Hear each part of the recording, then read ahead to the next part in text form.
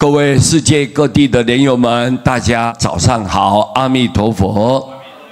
今天我要讲这个题目呢，就是你不可以跟夏天的虫说冬天的冰雪。为什么？你们继续听下去。有一天，孔子的一个学生在门外扫地，来了一个客人，就问他：“你是谁啊？”学生就很自豪地回答说：“我是孔先生的弟子啊。”客人就说：“那太好了，我能不能请教你一个问题呢？”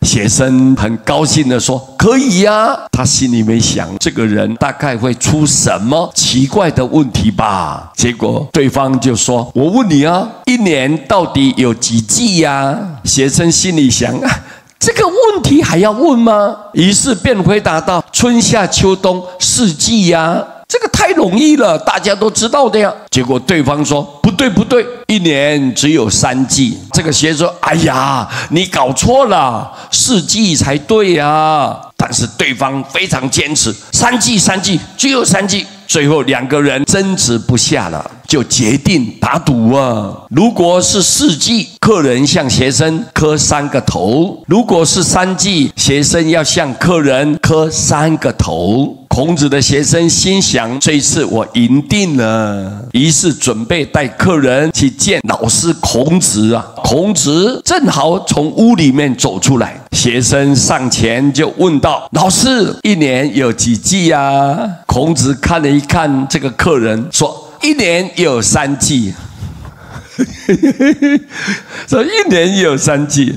这个学生呢，快吓昏了。可是他不敢马上问了。客人马上说：“磕头，你老师也说3季啊，磕头。”学生没有办法呀，只好乖乖的磕了3个头。客人走了以后，学生迫不及待的问孔子：“老师，一年明明有4季呀，你怎么说3季呢？”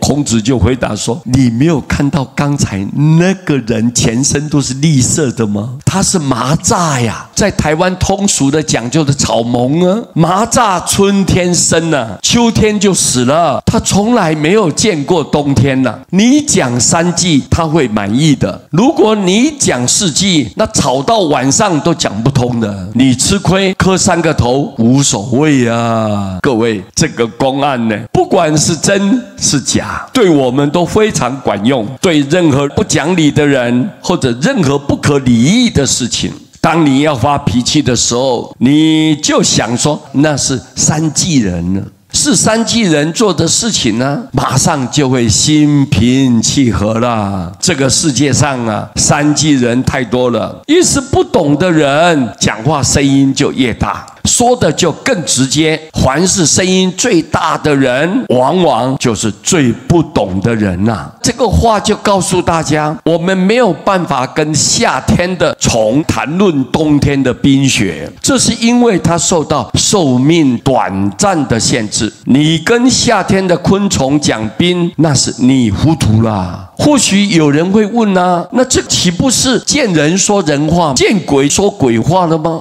你如果问孔子，孔子一定说本来就是这样啊。你见人不说人话，那不是鬼话连篇吗？万一有一天你真的碰到鬼啊，你不讲鬼话，又怎么能沟通呢？这绝对不是投机取巧，而是随机应变。所谓知识是死的呀，智慧是活的啊，道理就在这里呀。所以佛陀为什么智慧圆满高超？因为他看到你需要什么，就给你什么佛法来救度你。很多人很固执，他所学的有限啊，看着对方不懂，千篇一律的把自己所学的让对方来接受，搞得2个面红耳赤的，下不了台面。所以我们应该要明白对方什么根基，我就给什么东西，这样才能够让他欣然接受，能够挽救他的心态，这个才是真正的佛法。所以佛法是要救度众生，但是要应机契法契机，